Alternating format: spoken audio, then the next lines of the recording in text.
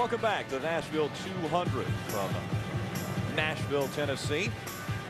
A gorgeous day and a beautiful evening. 74 degrees, slight breeze, and partly cloudy. They're talking weather could be moving in, but it'll be way after the race ends this evening. Our starting grid will roll across the bottom of the screen, and while that is taking place, we want to take a look at our Z-Max track description about this mile and a third racetrack. Bill? What a great racetrack. As you can see, the corners are relatively flat, only 14 degrees of banking, front stretch 9 degrees, back stretch 6 degrees, mile and a third. That's pretty black and white, Michael. Yeah, Bill, black and white, just like the turns. And in this case, when you get down to the corner, you're looking for the black. You want to be down there in that black where the rubber has collected on the track. There's more grip there. You slip up to the white part, and you're liable to go into the really white part, which is the concrete wall. Well, we want to take a look at our Honey Nut Cheerios race analysis. 36 trucks will be starting. They're going 200 miles. That's 150 laps here at this racetrack. Yeah, the NASCAR officials actually gave these guys an extra set of tires for practice. So most of the drivers here will have 1 set on the truck, 3 sets in the pits for this 150-lap race. And those guys down in the pits were really happy to have that extra set of tires. They were all saying, we got a lot of good rubber on this track because we did get those extra tires. Here on Speed, when we follow the Camping World Truck Series, we like to shine a light on a few different drivers in the field. That is our Speed Spotlight. We kick off tonight with Ray Dunlap, the number 50 truck. Rick, you know what's cool about this truck? They've got Ronald McDonald House on the side of this truck, and the charity is going to get a chance to get some good money tonight. Brand new team in the Camping World Truck Series. They're called Make Motorsports. What does the Make mean? Well, it's the names of the children of the owners. It's Mikey, Amanda, Caitlin, and Emily. The driver is G.R. Smith. Tomorrow night, he's rooting for the West Virginia basketball team. Tonight, he's hoping to get a top 10. Adam? And Dylan Oliver, no doubt, would have liked to see the Kentucky Wildcats playing in the Final Four. The reason why? He's from just up the road in Bowling Green, Kentucky, making his first start of 2010. The last time he got behind the wheel of a Camping World Truck Series machine, Las Vegas last September. He grew up racing go-karts, legends, and late models, and he hopes tonight is yet another step in the right direction in his racing career. Phil? Double A, I want to take a look at James Busher. You can see on the hood of his truck, they want to give a shout out to Mark Landers, the Get Well shout out. It's a relative of Trip Roos, a crew chief. But this is kind of a one-off deal for James Busher. I was talking to him earlier in this great Clips Toyota. He's actually going to start his new team, Turner Motorsports at Kansas, and will run most of the races the rest of the year. But in this truck, we'll see later this year, Brad Sweet and possibly Casey Kane. We'll start that truck in the 20th position today, the great Clips Toyota for James Busher. Michael? Phil, let's take a look at Dennis Sedgwick.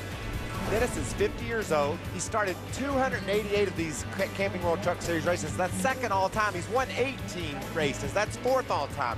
As DW would say, Dennis got some experience. And he's going to need all that experience tonight because he's driving for a brand new team. Dennis is going to roll off in 28th spot in Ricky Benton's Black Tire Service Chevy. Terry Linger will be painting our pictures tonight with the different cameras. We'll have 4 of them that will ride along with different drivers. One of those being the Toyota onboard of Mike Skinner. He'll start in the 4th spot tonight. We're going to keep an eye on Johnny Sauter. Had a great run going last week, got turned around by Ron Hornaday. We're going to see what happens tonight. Johnny will start from the 8th position, but he will have to go to the back of the pack doing an unapproved adjustment. Check out Jason White in the gunbroker.com truck. He's starting way back in 29th spot. We've seen him run to the front. Got a new paint scheme on that truck this week that Sam Bass designed. He's hoping that gets him a chance to run to victory lane and grab that Sam Bass design guitar. We're also going to have a camera riding along with our defending series champion, Ron Hornaday. He'll start in the 5th position. Now remember, he moved up quite a few spots in the point standings. He is now 12th in the points after 3 races, an unfamiliar spot for him, but we're expecting him to keep moving on toward that top position. Let's head back trackside to Ray Dunlap. Well, Rick, in my final thoughts before we get ready to go racing tonight, I wanted to talk about Mike Skinner. You know, leading a lot of laps at this racetrack has not always proved to get you to victory lane. Look at Skinner. 3 times in his career, he's been the driver who's led the most laps at this track, has not gotten a victory. Mike Skinner rolls off 4th tonight, and he believes he's got a truck good enough to get his first Gibson guitar. Adam?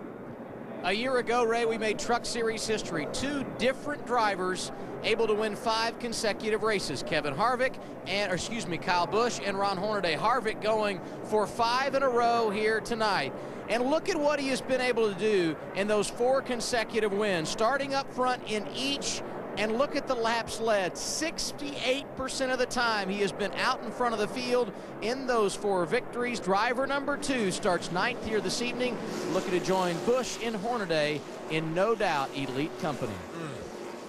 15 drivers will be making their first ever Camping World Truck Series start at Nashville SuperSpeedway. That means there's some inexperience out on the racetrack, but also some experience up front of this field. Kyle Busch will bring the field to the green flag. Timothy Peters on his outside as they come out of turn number 4 and through the tri-oval. Green flag in the air. We're underway from Nashville. Man, that's beautiful, isn't it, Phil? Boy, it really is. Trucks tearing through the gears down to that first turn. Nobody really knows what they got when they hit turn 1. Been a lot of practice on this racetrack since these guys were out there. In qualifying, you kind of forget what you did in qualifying. And that first turn, it tells you so much. I mean, this, if it's going to be loose, it's going to get loose right there. You get through the first turn with some confidence, you're really going to attack 3 and 4. Keep an eye on that 2 truck of Kevin Harvick. He was the fastest truck in final practice. Moved to the inside of Rick Croft in the 14 truck. 1, 2, and 3 spread out as they cross the stripe. Here comes Hornaday in 4th. Mike Skinner holding on to 5th, and there's the 2 of Kevin Harvick in the 6th spot. Eric Almirola just behind him in the 51 truck. You know, we talked about the dark rubber that's burnt in down low in the track and how your truck just won't stick as well up top. You can see these lead trucks are trying to hug right down against the bottom of the racetrack. If they're not down there, it's because they can't get there. Their truck won't work there. That's where they want to be. Caught a glimpse of Justin Lofton for just a minute. Got up, way up in that white stuff. Saw him going backwards. As drivers, would you say a concrete track is better than an asphalt track, or is it worse? I don't like them as well. I think I just grew up racing on asphalt, and I like asphalt better. But see Jen Cobb there having some trouble getting around Chris Fontaine. She makes it, though. Jason White, like we said, he'd be charging to the front. Oh, she didn't quite make it, Phil. Like Chris fights back on the outside. See the yellow stripe on Jennifer's truck. Most of these racetracks are brand new to her. Good corner for Jennifer. She does drive around Chris Fontaine. New crew chief this week for Jennifer Joe. She's real excited about her chances. This girl can go, Phil. We've seen her in qualifying. She can really wheel a truck and doing really well here in traffic. You can see that truck's wanting to wobble with her a little bit. It looks loose, doesn't it? Sure does. And that may bode well for her later on, being loose now, because everyone feels like these trucks tighten up as they burn the fuel off and the tire pressures build up. David Starr on the inside of that 7 of Justin Lofton taking the position. This week in the 60, it's Stacy Compton piloting that truck. Lorraine Karthikeyan drove it at Martinsville a week ago. Just wanted to get that name in. Good job. Kevin Harvick trying to get back by the 5 of Mike Skinner. That's a battle for the 5th position.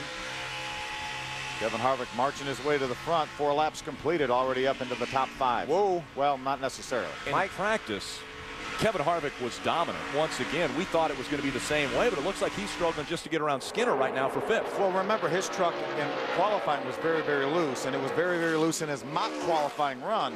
But again, that's going to get better, like we just talked about with Jennifer Joe Cobb. So he really feels like he has a terrific truck for the race. It may take a few laps to get there, but he is marching towards the front. You could see that Skinner ran into that turn a lot further than Harvick did, but when you're down on the bottom, Phil, you can't charge the corner. You don't have that wall of air to lean on. The truck that's on the outside of you, it takes that air away. So if you're down on the inside and you're a little bit loose, you're going to be a whole lot loose. Watch these two as they race down into turn 3. You can see Harvick has the preferred lines, got the position taken from Skinner at this point. It's all over at this point. But watch Skinner. I'm going to drive her on in here, Kev. You better hold on. And that's what Skinner does. It gets Harvick a little bit loose.